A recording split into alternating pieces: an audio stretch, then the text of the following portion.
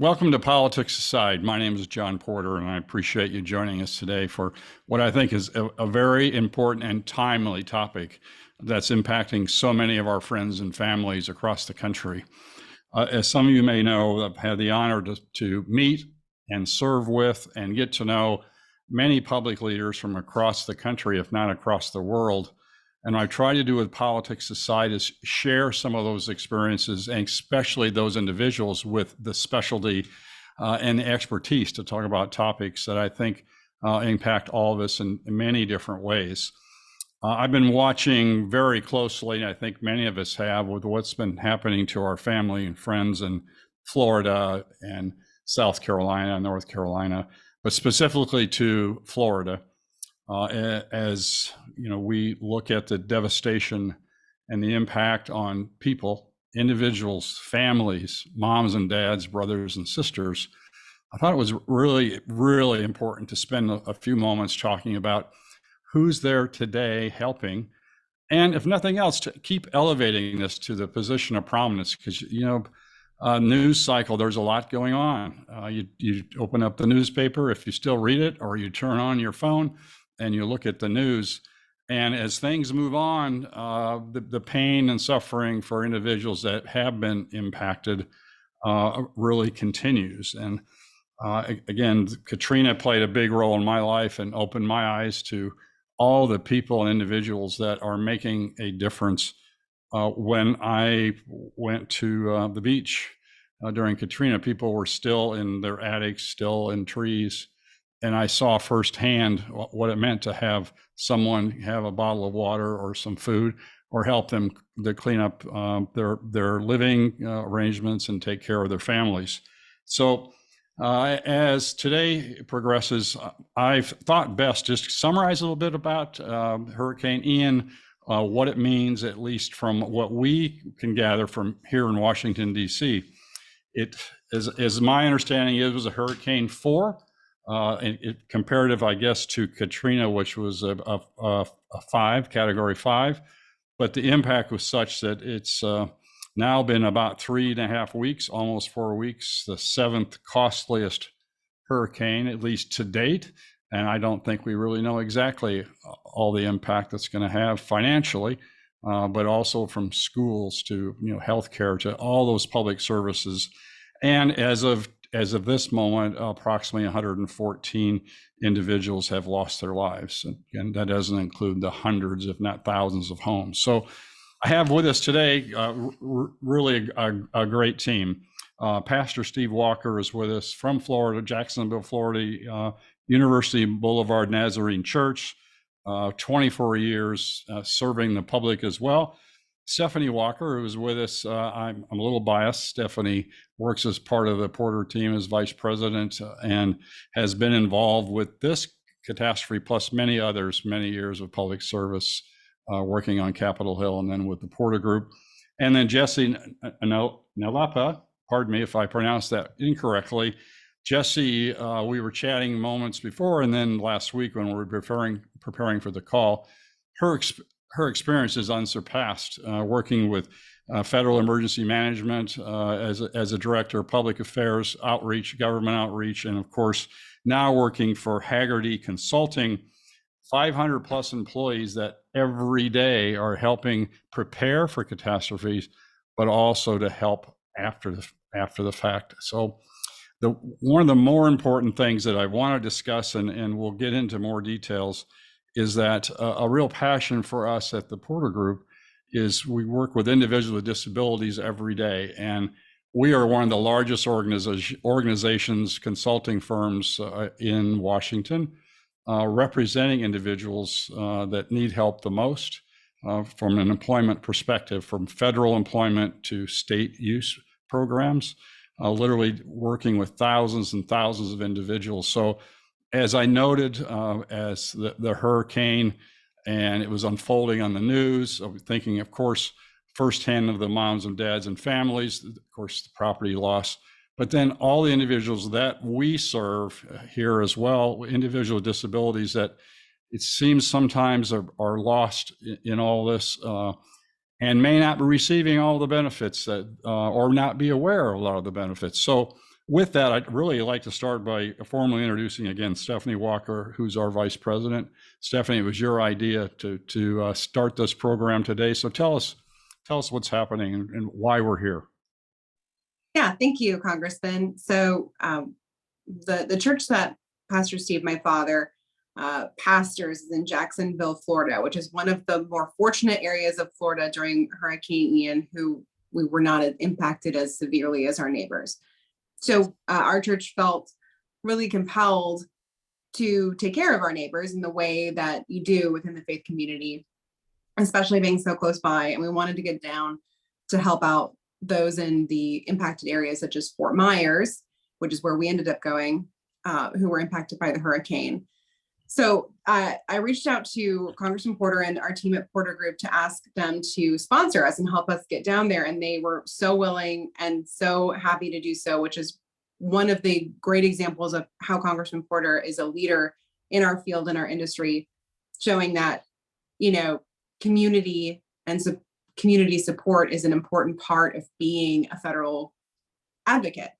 So, I don't want to speak for the congressman, but I know he did that both because of his passion for disaster relief, specifically because of his experience with Katrina, but also to try and show others that it doesn't take that many people, it doesn't take that much money to make a huge impact for people who have lost everything. So Pastor Steve is with us. That is my dad. That's the connection.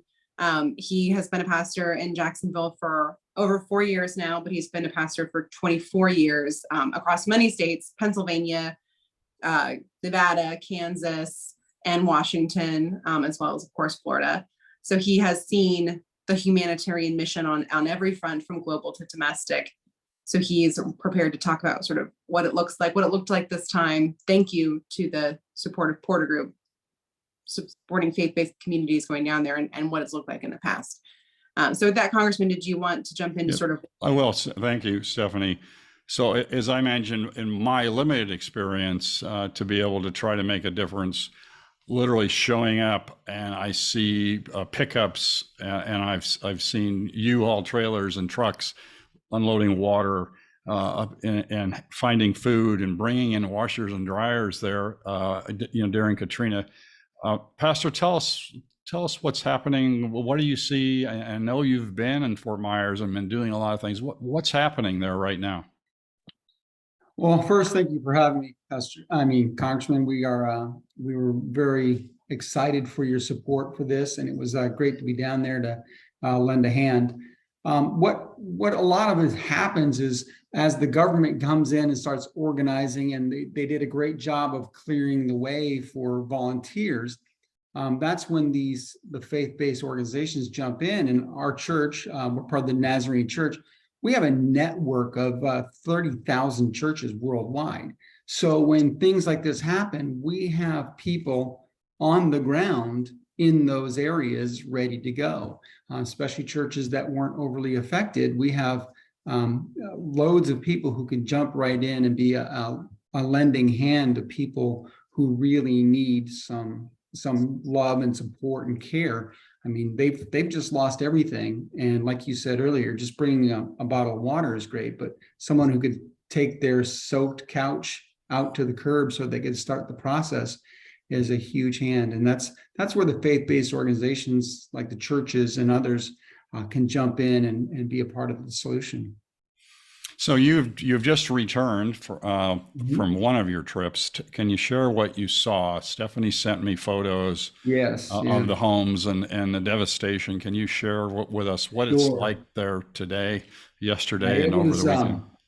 We were working in a neighborhood that was a few hundred yards off the coast in I would say it was it wasn't a really poor neighborhood per se, but it was an up and coming neighborhood. There was a lot of younger families to some older families as well. We did see representation of handicapped folks in that neighborhood as well. So people who are kind of just on the margins. And you got to kind of picture this. The flood line was right about 4.5 feet. So many of these people did not evacuate, and they had to ride out the storm in 4.5 feet of water in their homes. This was a single-story neighborhood. There were no 2 stories to get to. So they were simply in the water in the process. Some of the homes had already been cleared out. What we were doing was we went into some homes and pulled out everything from all the way down to the sheetrock and flooring, so that they can get to rebuilding their homes. We saw really that entire neighborhood of, I don't know, several hundred homes would have to be completely redone, from all the way down to the studs. People pretty much lost everything. So were you able to see and talk to a lot of the families or individuals, or have Some of they? the families were still there. The couple of families, in fact, one of the workers who was volunteering was a victim of the flood. His name was Phil. He had actually lost everything. His home was in Fort Myers, and he went to his church, which was our host church down there, Anthem Church Nazarene, and he went to his pastor and said, "Hey, I've lost everything. What can I do?" They said, "Well, this is going to be the hub for the work." So Phil just started working with all the volunteer crews, going out and helping cleaning up homes. And his story was like many of them. He woke up that next morning with literally nothing, waiting for his turn for his house to be cleaned out and for this, the crews to come in and take care of the things that need to be taken care of. And Stephanie, if I could go back to you for a moment, when we chatted, I guess throughout this process, you mentioned the high number of seniors and individuals that are really need help and special assistance. Can you talk about that a little bit? What you've seen? Yeah. So in this neighborhood, kind of as Pastor Steve was mentioning, it's folks on the margins. So either brand new couples or elderly, lots of elderly in this community and lots of people with disabilities. When you're talking about floodwaters at 4.5 to 5 feet, if you are in a wheelchair, for example, and you couldn't evacuate or you didn't evacuate, that's extremely dangerous. You might not be above 4.5 to 5 feet. This community lost a lot of lives because of this. An elderly person who is perhaps mobility challenged. There was a 90-year-old man that we talked to who had to stand through the hours of 4.5 to 5 feet of water because that was his only option. And we talk about evacuation. They were under a mandatory evacuation. We talk about this, but now and this is why getting down there and helping physically can be so important. Having made this drive myself, I know that the way out, there was not really a way out. So even though evacuation was ordered, it would have been quite difficult, especially if you were mobility challenged or disabled in another way, to find a path out. Now, once you get through all of that, so those challenges already up front are harder for people with disabilities. But once you get through that, we're there cleaning, we're gutting all these houses out. And where do you put all of that? It has to go on the street, goes on the sidewalk, and then these big trucks come through and pick all of that up. But in the meantime, all of the accessibility is blocked. There's just, trash is not the right word for it. It's just the debris of the entire interior of every home is on the street, on the sidewalks, blocking the accessibility for people with disabilities. And that doesn't even start to get into the services that cannot be provided because of the storm. So you have your basic essential services, loss of home, loss of ability to get around. But there are other services too that can't be provided while streets aren't clear, while things are being settled this way. Even community-based services, food delivery, that kind of thing. So it just presents an extra challenge. In a neighborhood like this, there's quite a few of people like that experiencing those difficulties. Well, how much time do you think it's going to take? I know it's likely staged. First, of course, is to making sure that life, safety, health, and welfare of the individuals are taken care of, and then it's, of course, assessing the damage, assessing what needs to be done. And from what I understand, that of course, the housing was in short supply to begin with prior to the hurricane, and now with supply chain and contractors, how long do you think it's going to take for some normalcy to happen in that part of the state? So when I was organizing the volunteers and getting ready to go down to Fort Myers, One of the big things that they asked for was drywall, because there is no drywall in the entire area. And what's so unfortunate is that there isn't any in Jacksonville either. There isn't any in the whole state. That's the problem. So there's a huge supply shortage for rebuild, which is going to be a real challenge. The group we worked with, they work with FEMA, and FEMA assigns them where they are going to be in charge of gutting. Essentially, I think I'm simplifying that, but they have a pool of homes of 3,900 homes. That's just this group. And that will be over the course of, I think, 5 years is what they said. Actually, Pastor Steve, you might weigh in there. I think you spoke to the group leader about that. Oh, yeah, you're on mute. Yeah.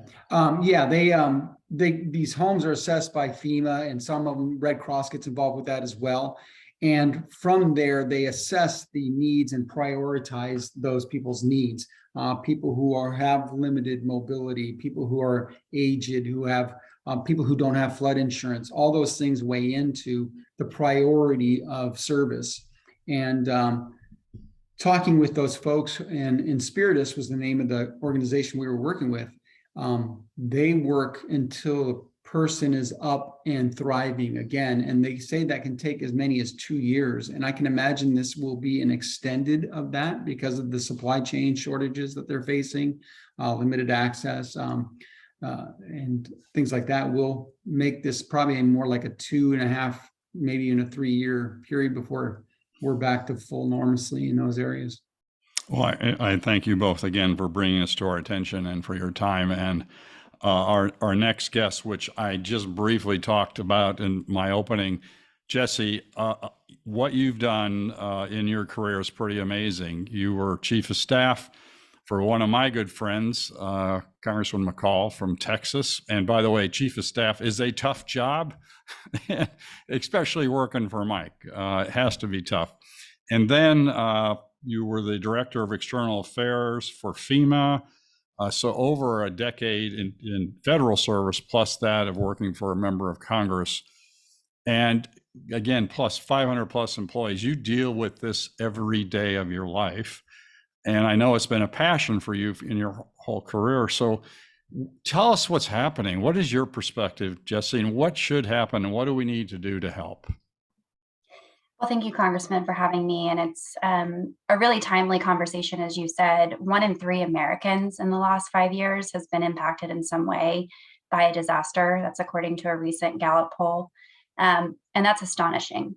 And then you add on top of that, there have been over $89 billion disaster events in the last 5 years. So we're averaging over $17 billion events every year for the last 5 years.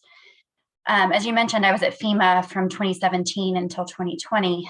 And one of the things I first experienced, I joined the administration and Hurricane Harvey impacted Texas. And it was the area of Texas that I served with Congressman McCall. And it was a very personal thing for me because I was getting calls from former constituents and friends and colleagues back in the district. And somehow my personal cell phone number. Yeah, they still had your cell number, right, Yeah. Jessi? Oh, that's good to know. Got passed around communities, and I was literally getting phone calls in the middle of the night, similar to what people were probably experiencing in some of the barrier islands in Florida, water encroaching on their home, having to go on top of their house, into their roof.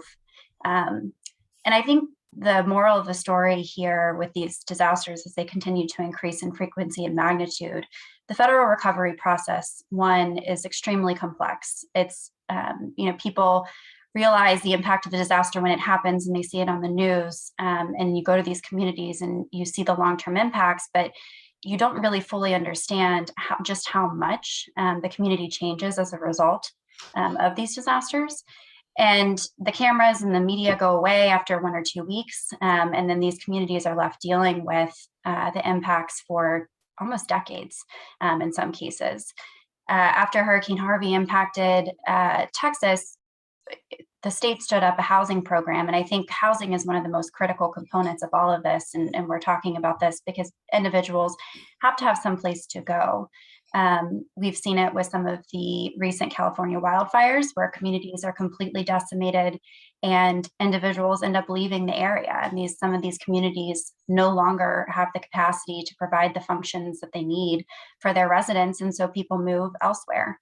And so communities are really trying to grapple with, how do we stand back in a way that allows us to continue operating, but also meets the immediate need of those individuals. And I think that's what is happening currently in Southwest Florida as well. A lot of these communities are still trying to immediately respond and then initially begin to recover. And unfortunately, the federal government programs were never designed, and probably never will be, to make individuals whole after a disaster. So as the pastor mentioned, things like flood insurance, community organizations that are supporting other things help and surge within these communities after they're impacted. When we had a chance to talk a little bit last week prior to today's interview, you shared with me your experience with legislation and the priority of helping individuals with disabilities. Can you share with our audience some of the things that you worked on and are currently working on for individuals with disabilities? Absolutely. So one of the things I'm proudest of during my time in service at FEMA was the Disaster Recovery and Reform Act. It was passed in 2018, bipartisan legislation. It was passed really to address some of the key challenges that communities had after the 2017 and 18 disasters. Some of those billion-dollar disasters I was talking about, 5 of them happened within that 2017-18 period. And the biggest issues, as I mentioned, were housing, and particularly for individuals with disabilities. A lot of communities that were not insured, especially in Houston after Harvey, a lot of communities that were not insured were impacted by rising floodwaters. They did not have to have flood insurance, and so a lot of individuals did not. And one of the key components was individuals with disabilities. They had damage to their home, and it was becoming more costly to repair things they needed to have access and functional capability within their house. For instance, say a wheelchair ramp was damaged or gone as a result of the storm. And the way that the FEMA policy and legislation was written before, any repairs to your home added up against an individual and household cap on federal assistance. And so the needed repairs, A, were a little bit slower, or B, did not happen adequately to account for those access and functional needs. So what the legislation actually did, that was passed in 2018, was remove any access and functional need repairs for people with disabilities from the actual cap. So they could receive that assistance and then still have other repairs done to their home to make it livable, safe, sanitary, and functional for the individual to live in. So I guess to maybe oversimplify, but if there's $100 available, hopefully it's more than that, of course, for reconstruction, you would not be penalized for that for additional funds to help to rebuild or reconstruct things that you need if you have certain disabilities. Is that correct? That's correct. And another piece that was really important that individuals noticed and FEMA corrected after the historic disasters in 2017 and 18, it was very difficult for individuals with disabilities to establish kind of a profile, if you will, or sign up for FEMA assistance after a disaster. A lot of disaster recovery assistance is provided to individuals. They have to go to a federal recovery center, apply for the assistance. But for people with disabilities, for all the reasons that Stephanie mentioned as well, especially after a disaster, it's very difficult for them to move around their community, to get to those locations. Maybe they just can't. And so FEMA adapted and used mobile devices to go to individuals' homes and registered them for assistance there or their place of shelter after the event. So that was a pretty impactful thing too.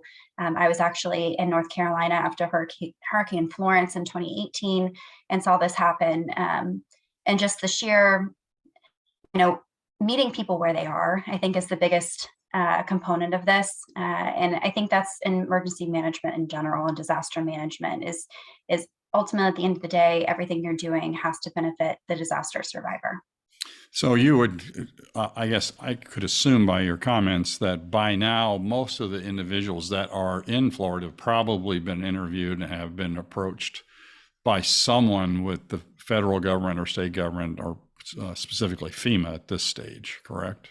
Yes, I would say that's correct. FEMA surge support from across the federal government to actually help. It's called the Surge Capacity Force. They surge support to help get those interviews and assessments underway. It is a long process. There is a lot of damage, and what FEMA encourages individuals to do is after a disaster, take pictures of your home, and that can expedite the process. A lot of it is digitized now, and FEMA has records that they can sometimes don't even need to send an assessor for the first stage. A lot of it can be done technologically, but it still is a very long process, as the pastor and Stephanie were mentioning. And it's unfortunate because people want to establish that normalcy again, but it is a difficult road. So Jessi, can you just share for a moment some of the things that you work on, because you're there for planning and for post assistance. What are the things that you work on? Absolutely. So Hagerty Consulting, we specialize in emergency management and homeland security consulting. So we really run the full spectrum of disaster services for our clients. We mainly work with municipal governments, state governments, and private sector organizations. So on the preparedness side, we help them plan, train, and exercise before a disaster happens. This was especially impactful after the COVID-19 pandemic. A lot of organizations who maybe hadn't thought about disaster planning before really realized how important it was. And then we do response. This is a newer line of business for us, but we surge in. We have a lot of individuals who have been in different parts of government service and emergency management roles who can help our clients, and we can surge support as they staff up their communities and their response centers. And then we have our recovery line of business, which helps our clients after a disaster navigate the complex landscape that is disaster recovery. I will share that when I was at FEMA, over 30 different government agencies have over 90 different disaster programs that they administer. So any one disaster survivor, after some of the events in 2017 and 18, we're getting up to 10 to 12 knocks on their door from different government agencies, trying to inform them about the assistance that they were entitled to, but it's very confusing for individuals to navigate, let alone governments or smaller governments who may not be used to navigating the complex landscape of federal grants. Go ahead. No, I was going to say, so if you had a dozen or more agencies knocking on your door, how do you know that one of those may not be really a government agency and room for fraud and abuse, I would assume? Significant. And a lot of states, Florida actually has a very good program that they've stood up under Governor DeSantis that tries to root out a lot of that. But fraud and disasters is rampant. And it's very difficult because individuals can come and they can pose as government or government contractors and try and solicit business. And then at the end of the day, they may not be legitimate. And so FEMA actually has a place on their website, and so does the state of Florida, that if you feel like you've been a victim of fraud, you're not receiving services that you said they were entitled to, you can ask individuals that come to your home for the proof of their work or a license that they may have. Everyone that works with FEMA or is affiliated with the FEMA recovery efforts, federal government or state recovery efforts, will have identification. So it is really important, and something that from an individual standpoint that the agency highlights quite a bit is that fraud can be rampant after a disaster. But so we help our clients navigate the entire recovery process. And then on the back end and now front end after Disaster Recovery Reform Act passed that as well, but pre-disaster mitigation and other mitigation grants that the federal government offers to help communities become more resilient after they're impacted or before they're impacted, to try and make sure that communities can get back up and running as quickly as possible after an event. Well, I can't, again, speak for Stephanie, but I do think that many of us that served in public office or in public service, we never really leave, right? You're still serving the public in a very important and special way. I guess my last question, Jessi, it's kind of twofold. You mentioned, is it 1 in 3 people will be impacted or have been impacted? That means that percentage is still going to continue to grow.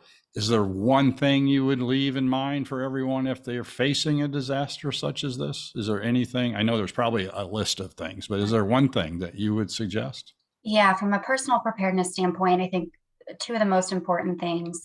One is, I know it's very difficult during these times, but personal financial preparedness. The agency FEMA encourages individuals to have supplies on hand, but those will only go so far. And as you're waiting for assistance, you may need to have access to basic sanitary functional supplies. And so having a little bit of a cash reserve set aside, so if you are impacted by a disaster, that you have access to things that you may need. So that goes to the personal preparedness, as well as scanning documents. And this is something that people don't think of, but when your home is flooded or a fire takes out your home, documents that you may need relative to your title of your home, the mortgage, anything that you're going to need to prove that you're a resident or owner of that property or physical property, insurance, licenses, things that you may not think to grab with you if you have to evacuate your home very quickly.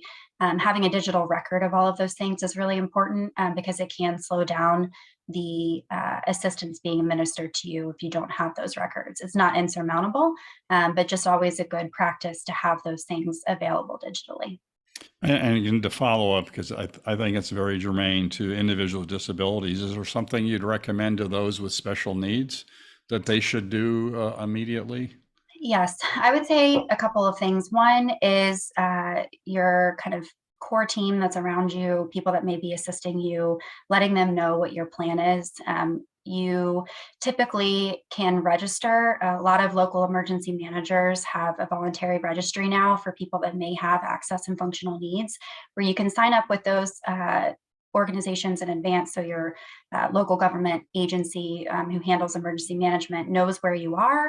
And if you are not able to evacuate, can get to you sooner. Basically, they set priority lists for within those communities. And that is something that FEMA actually worked very closely with states and local governments to adopt, just because individuals were, as Stephanie mentioned, not able to evacuate as quickly, and having that priority list, knowing where individuals in the community that may need extra help are, especially after a disaster. 911 can be very overloaded, I guess is the best way to put it. And so getting to know where those individuals are and creating a plan before the event is important. Thank you very much. And Pastor Walker, Stephanie, kudos for you for your leadership, your passion, your caring, and your involvement. Is there any thoughts you'd like to share before we conclude today that come to mind?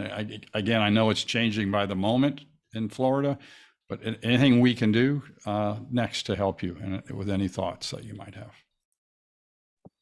I know we'll be continuing to have work going on out of our host church down there in Fort Myers area, and several other areas we have work going on. So, and just, if folks do need help, that they can reach out to their local faith-based organization, because that's where a lot of your support is going to come from. Those volunteers are there and ready to help. So don't be hesitant to reach out to the well-established organizations that provide those kind of care needs. Thank you. And Stephanie, you're involved, of course, in DC from policy and hands-on perspective. What are your thoughts in closing today? I think that the biggest thing is to keep in mind that faith-based and private organizations can partner so effectively with government resources, and it's not an either-or equation. It's something that can really work in harmony. And I think I got to see that firsthand down at Ian. And it's something for everyone to keep in mind, I think, as policies are developed and funding is discussed, that there's a role for everyone to play. And I think it's something that's been very effective. And then also on a personal note, that if you only have a day, if you only have a weekend, if there's only 2 of you, that you can be of assistance to these groups down there, because every body counts when you're trying to get things cleaned up, especially. So I think that would be my pitch to everybody. Well, very good. As I mentioned in the opening, the purpose of Politics Aside is for everyone to sit back and to put their politics aside. But I think this is one of those moments in time when we ask that you don't sit back. Certainly put politics aside. There is no partisanship whatsoever in saving and helping individuals that need help the most, and our seniors and loved ones. So I want to say thank you all for joining us on Politics Aside. This is what it's all about, and what the three of you are doing is making the world a better place. So thank you for sharing your thoughts and your time with us on Politics Aside. Please be safe.